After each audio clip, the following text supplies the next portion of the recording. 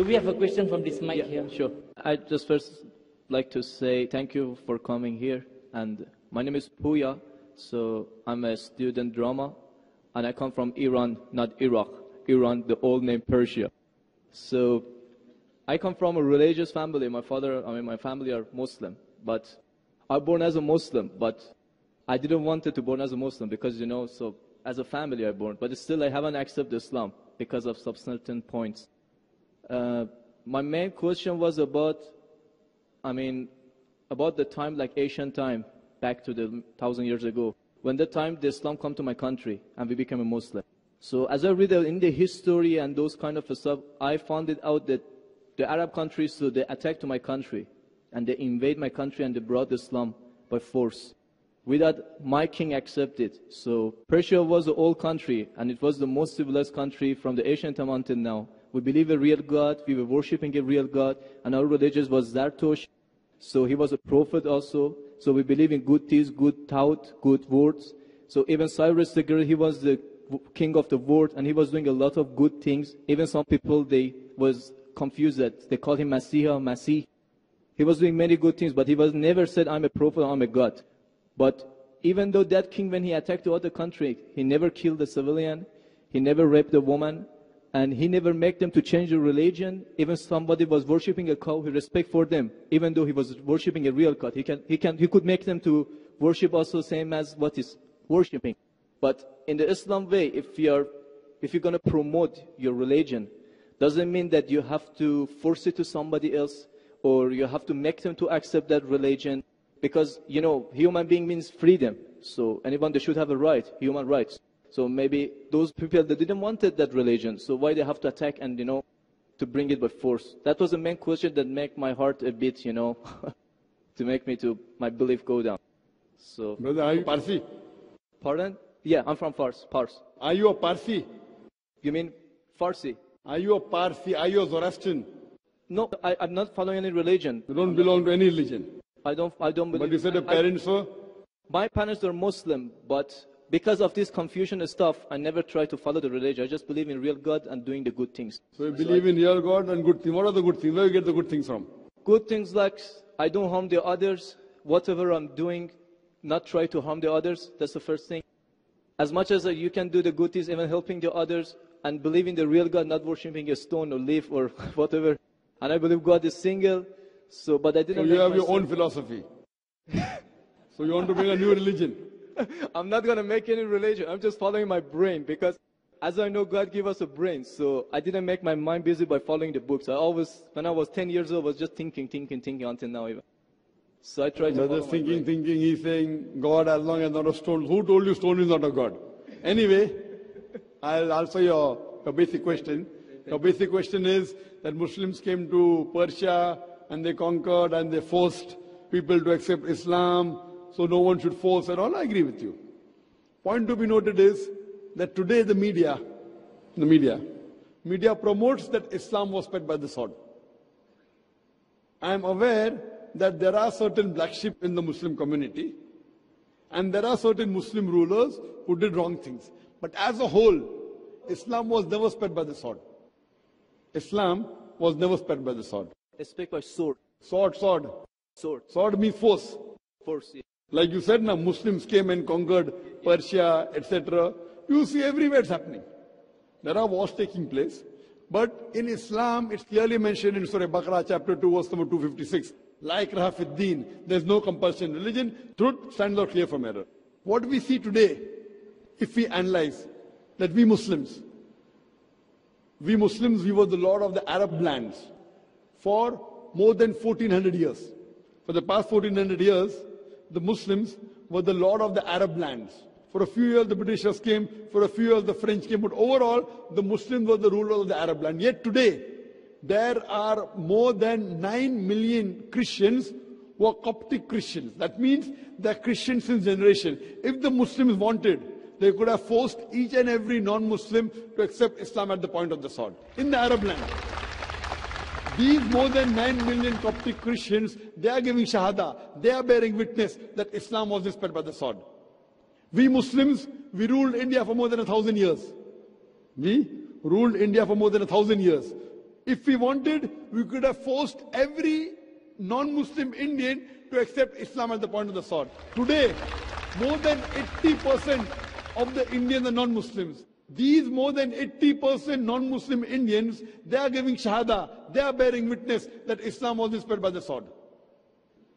Which Muslim army has come to Indonesia? Indonesia today has the largest number of Muslims in any country, more than 200 million Muslims. In Malaysia, more than 55% of the citizens of Malaysia are Muslim. I am asking you, which Muslim army came to Malaysia?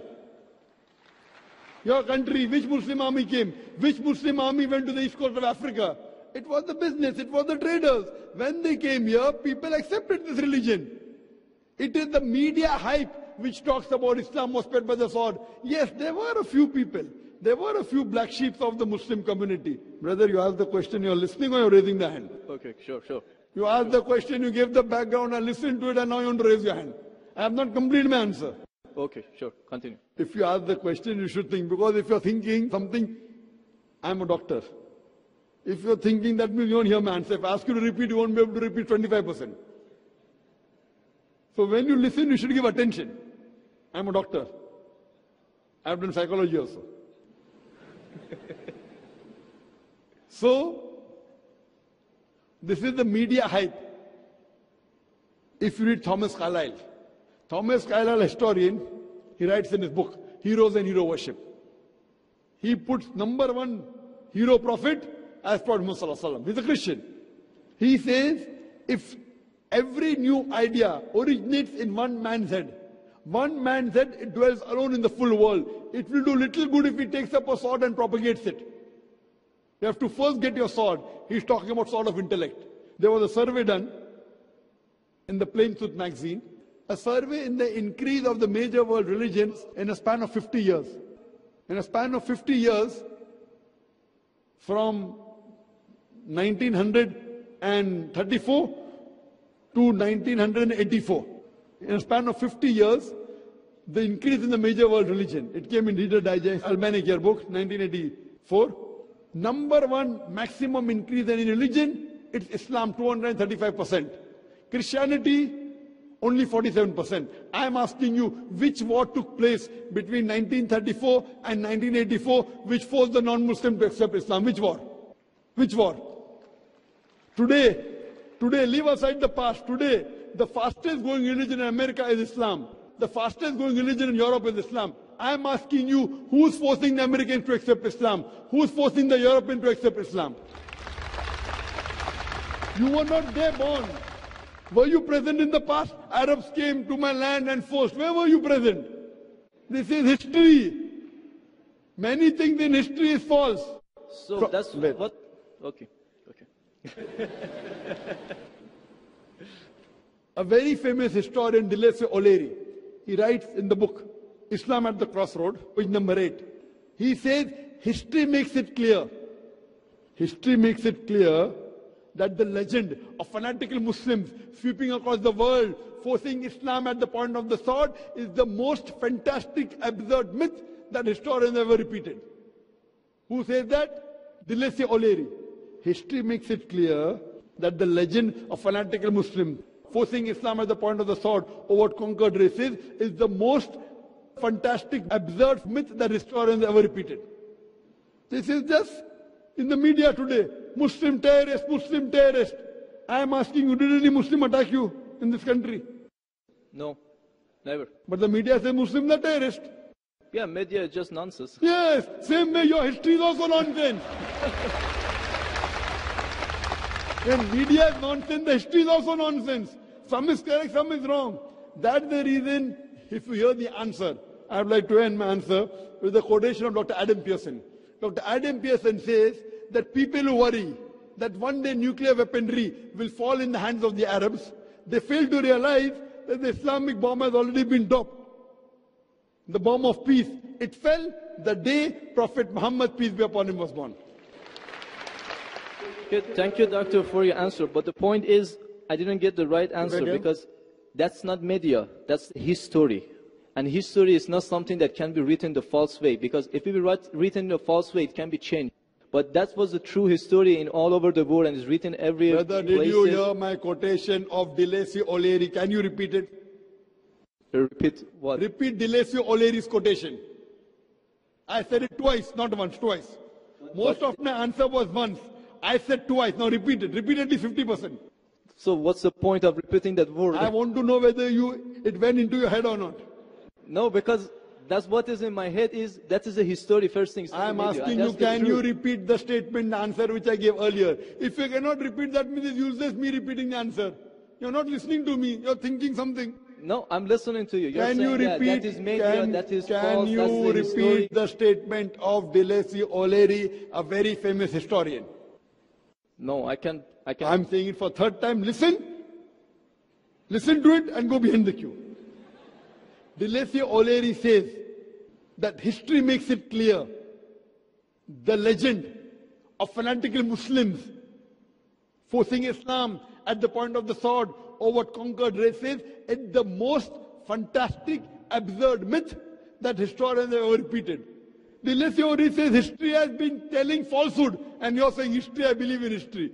Delesi O'Leary is saying that what history says that Muslims are forcing Islam at the point of the sword is the most fantastic myth that historians have repeated. So you have got influenced by the myth. So now think it's a myth and forget it and believe in the fact. The fact is you read the Quran and inshallah I want you to revert to Islam. Revert back to the religion of your parents, inshallah. Okay. Okay, thank you. Thank you.